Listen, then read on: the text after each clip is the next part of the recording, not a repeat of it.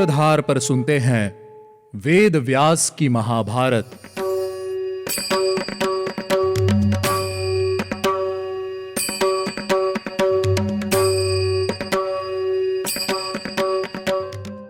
स्वागत है आप सभी का वेद व्यास की महाभारत के 21वें एपिसोड में।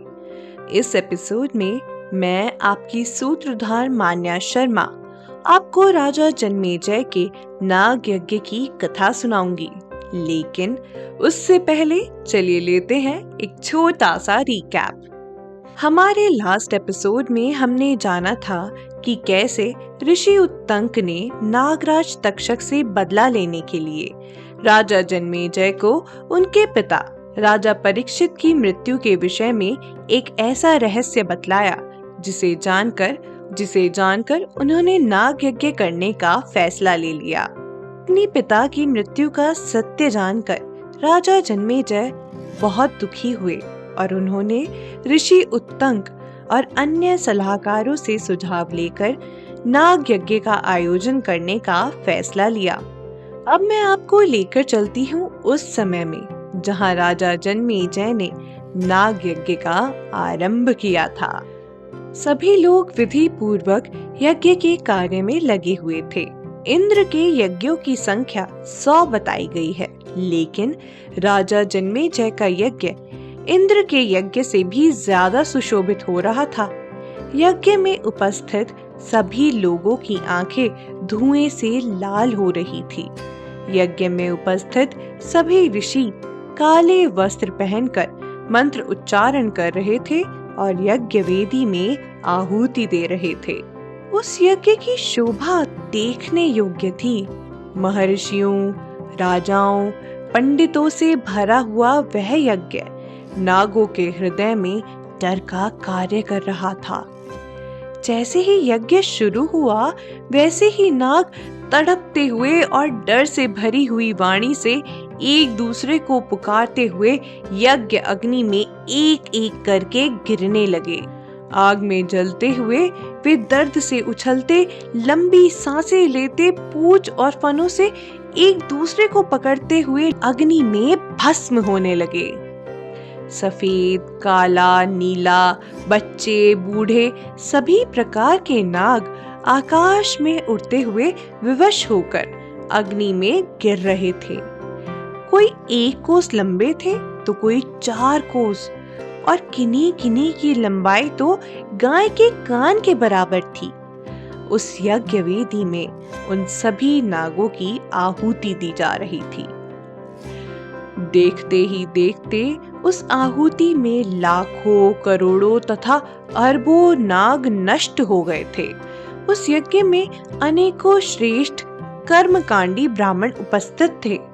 ब्राह्मण चंड भार्गव भी इस यज्ञ में उपस्थित थे। इनका जन्म चैवन ऋषि के वंश में हुआ था। उनके अलावा ब्राह्मण कौत्स, जैमिनी ब्रह्मा, भगवान वेद व्यास तथा अन्य ब्राह्मण भी इस यज्ञ में उपस्थित थे। उस यज्ञ में जो ऋषिगण आहुति डालते, त्यों नाग उस यज्ञ अग्नि में आकर भस्म हो जाते। नागों के जलने से हवा में तीखी सी दुर्गंध चारों ओर फैल गई थी और उनकी चर्बी से कितने ही नाले बहने लगे। चारों ओर नागों की चीख और रोदन को साफ साफ सुना जा सकता था। जैसे ही नागराज तक्षक को यह खबर मिली कि राजा जन्मेजय का नाग यज्ञ शुरू हो गया है, अपने प्राणों की रक्षा के लिए उसने भयभीत होकर देवराज इंद्र की शरण ले ली, जिस पर अत्यंत प्रसन्न होकर इंद्र ने कहा, नागराज, तुम्हें यहाँ नाग यज्ञ से कोई भी भय नहीं है। तुम यहाँ सुरक्षित हो। तुम्हारे लिए मैंने पहले ही ब्रह्मा जी को प्रसन्न कर लिया है।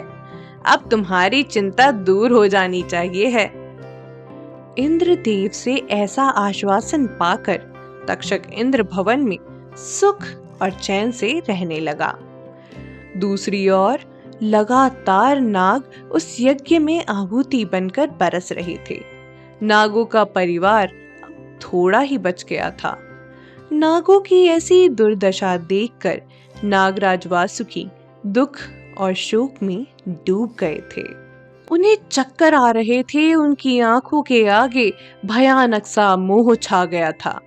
वासुकी अपनी बहन सर्पिका जरत्कारु के पास गए और बोले, बहन, मेरे अंगों में जलन हो रही है, मुझे कुछ समझ नहीं आ रहा है, मेरे नेत्र घूम रहे हैं, सर चकरा रहा है, मुझे लगता है आज मैं भी जन्मेजय की नाग यज्ञ की अग्नि में जलकर भस्म हो जाऊंगा।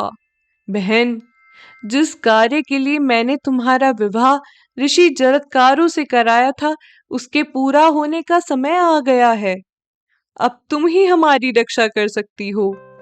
पूर्व काल में स्वयं ब्रह्मा जी ने मुझे बताया था कि आस्तिक उस यज्ञ को बंद करने में सक्षम है। तुम आस्तिक को हमें संकट से बचाने के लिए कहो, वह तुम्हारी बात कभी नहीं टालेगा। तब नाग कन्या जरत्कारु ने अपने पुत्र आस्तिक को बुलाया और कहा, बेटा, तुम्हारे मामा ने मेरा विवाह तुम्हारे पिता से एक बड़े उद्देश्य के कारण कराया था। आज उस कार्य को पूरा करने का अवसर आ गया है। सर्पिका ने अपने पुत्र आस्तिक को उनके जन्म से जुड़े कार्य के बारे में सब बता दिया और साथ ही साथ नागों को अपनी ही माता कद्रू से मिले शाप के बारे में भी बताया। पूरी बात जानने के बाद आस्तिक ने अपनी माता से कहा, माता, आपकी जैसी आज्ञा है मैं वैसा ही करूंगा। डर में डूबे हुए नागराज वासुकी से आस्तिक ने कहा, नागराज, मैं आपको आपकी माता के शाप से अवश्य मुक्त कराऊंगा, आप भय को त्याग दीजिए। आस्तिक बड़ी उतावली के साथ सभी नागों से विदा लेकर राजा जन्मेजय के नाग यज्ञ में जा पहुंचा। वहां पहुंचकर उसने देखा परम उत्तम नाग यज्ञ का यज्ञ मंडप, जो सूर्य और अग्नि के समान तेजस्वी सदस्यों से भरा हुआ था। जैसे ही आस्तिक ने यज्ञ मंडप में प्रवेश करना चाहा, वैसे ही द्वारपालों ने उन्हें रोक दिया। तभी आस्तिक यज्ञ की स्तुति करने लगे और राजा जन्मेजय के यज्ञ की कल्याण की बातें कहने लगे, जिसे सुनकर वहां उपस्थित सभी लोग अत्यंत प्रसन्न हुए। प्रसन्न होकर राजा जन्मेजय ने कहा, मैं इस बालक को वृद्ध मानता हूँ और इसे वर देने की चाह रखता हूँ और इस निश्चय में मैं आप सबकी सम्मति चाहता हूँ। सभी सदस्यों ने कहा, राजन, ब्राह्मण बालक को वर देने में भला क्या ही गलत है, लेकिन अभी हम तक्षक को शीघ्र यहाँ लेने का उपाय करते हैं। जिसे सुनकर राजा जन्मेजय को याद आया कि तक्षक तो अभी तक आया ही नहीं है। राजा ने उस यज्ञ में उपस्थित सभी ब्राह्मणों से कहा, आप जल्दी कुछ ऐसा उपाय कीजिए जिससे तक्षक जल्द से जल्द यहाँ आ जाए, क्योंकि मेरा असली शत्रु तो वही है। तभी एक ऋषि ने कहा, राजन, जैसी बात अग्नि देव बता रहे हैं उसके अनुसार तो तक्षक भय से इंद्रदेव के भवन में छिपा हुआ बैठा है। राजन, तक्षक को इंद्रदेव ने वरदान भी दिया है कि वह उनकी शरण में नाग यज्ञ की अग्नि से सुरक्षित है। यह सुनने के बाद उन्होंने ऋषियों से इंद्रदेव की स्तुति करने के लिए कहा। सभी लोग इंद्र की स्तुति करने लगे, जिसके बाद इंद्र अपने विमान पर बैठकर आकाश मार्ग से चल पड़े। लेकिन तक्षक को चैन नहीं था, इसलिए वह इंद्र के दुपट्टे में छुपकर उसके साथ ही आ गया। इंद्र को घेरे हुए देवता, अप्सराएं और मेघ उनके साथ साथ चलने लगे। राजा जन्मेजय व्याकुल हो रहे थे। उन्होंने ब्राह्मणों से कहा कि अगर तक्षक इंद्र के विमान में छुपा हुआ हो तो उसे इंद्र के साथ ही अग्नि में गिरा दीजिएगा। सभी लोग इंद्र के नाम की आहुति देने लगे। जन्मेजय के यज्ञ के पास पहुंचकर इंद्र को बड़ी पीड़ा हुई और भयभीत होकर उन्हें तक्षक को वहीं छोड़ दिया और अपने भवन को चलते बने। इंद्र के जाते ही तक्षक भय से भर गया और उसके नाम की आहुति के कारण वह यज्ञ की ओर खिंचने लगा। तभी एक ऋषि ने राजा जन्मेजय से कहा, आपका यह यज्ञ विधि पूर्वक संपन्न हो रहा है। अब आप इस ब्राह्मण बालक को वर दे सकते हैं। अगले एपिसोड में जानेंगे कि आखिर आस्तिक मुनि राजा जन्मेजय से क्या वर मांगते हैं और कैसे सभी नागों को राजा जन्मेजय के यज्ञ से बचाते हैं। अगर आप ऐसी ही अनोखी कहानियों को घर बैठे अपने मोबाइल फोन पर सुंदर चित्रण के साथ देखना और सुनना चाहते हैं तो आज ही डाउनलोड कीजिए हमारी सूत्रधार ऐप। चलिए मिलते हैं आपसे अगले एपिसोड में। तब तक के लिए आप हमारी सूत्रधार ऐप का आनंद लीजिए और हमारे वेदों से जुड़ी कहानियों को देखते और सुनते रहिए। अगर आपको हमारा ये एपिसोड पसंद आया हो तो इसे डाउनलोड कीजिए, लाइक कीजिए और ज्यादा से ज्यादा शेयर कीजिए।